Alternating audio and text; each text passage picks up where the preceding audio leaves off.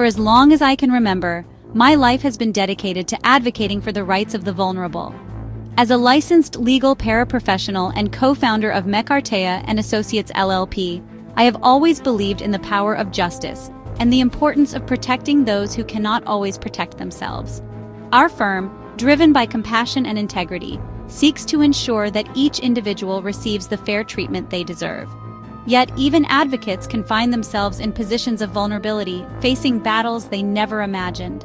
My journey took an unexpected turn when I became the target of retaliation from a government official. The very system I had dedicated my career to protecting was now turning against me. This experience opened my eyes to the harsh realities many face when standing up against authority.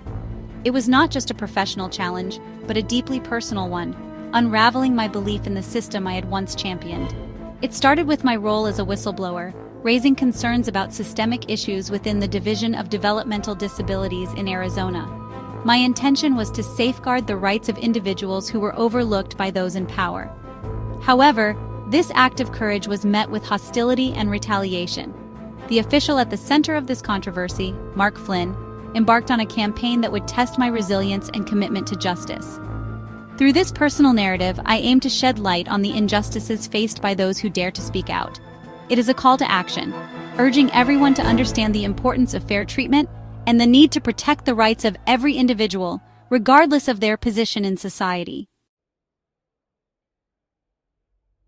The retaliation I faced was not just an abstract concept, but a series of tangible and distressing actions.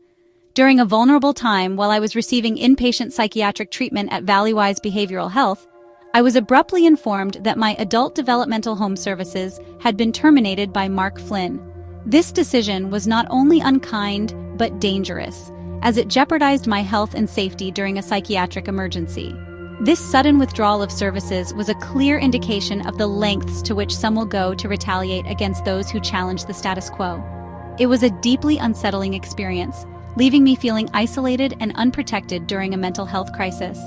The actions of Flynn were not just administrative but personal, designed to undermine my sense of security and well-being. As if losing essential services was not enough, I was also denied the right to correct errors in my health records. Despite my formal request to amend my protected health information under the Health Insurance Portability and Accountability Act, Flynn refused. This denial was more than an inconvenience. It was a violation of my rights and an abuse of power. Furthermore, Flynn made several biased and retaliatory statements about me, painting a distorted picture of my character. Comments such as, "Everyone needs to know who Crystal is, even if she doesn't like it," were not only unprofessional but malicious.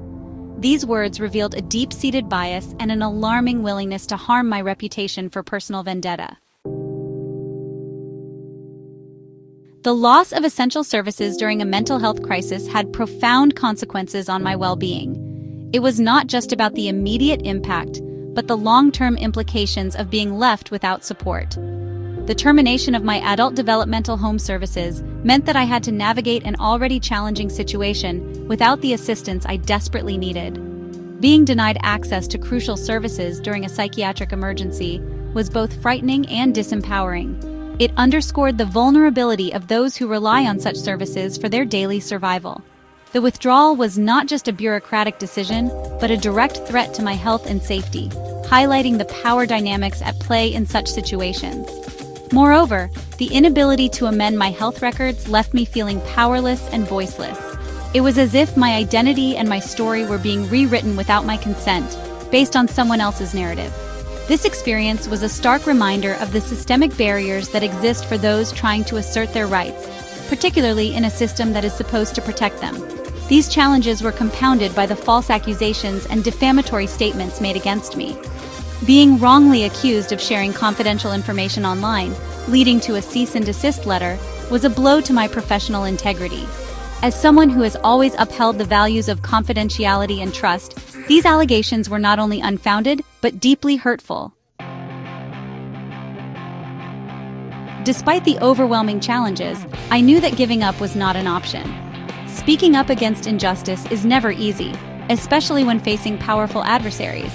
Yet, the fight for fairness and respect is a fight worth pursuing. The bravery it takes to stand up for oneself and others is immense, but it is also necessary for change to occur. The false allegations against me, particularly being labeled a child predator, were devastating. This defamatory claim threatened my career, my role as a parent, and my position as an adult foster care provider. It was a direct attack on my character, designed to discredit me and silence my voice. However, such tactics only strengthened my resolve to fight back. When Flynn filed a legal injunction for harassment against me, it was clear that this was an attempt to intimidate and silence me. But rather than cower in fear, I chose to stand firm. This legal maneuver was not only unjust, but a misuse of the legal system to suppress dissent. It was a reminder of the lengths to which some will go to maintain their power and control. Ultimately, this battle is not just about me, but about the broader fight for justice and equality. It is a reminder that everyone deserves to be treated with dignity and respect, and that standing up against unfair treatment is a noble cause.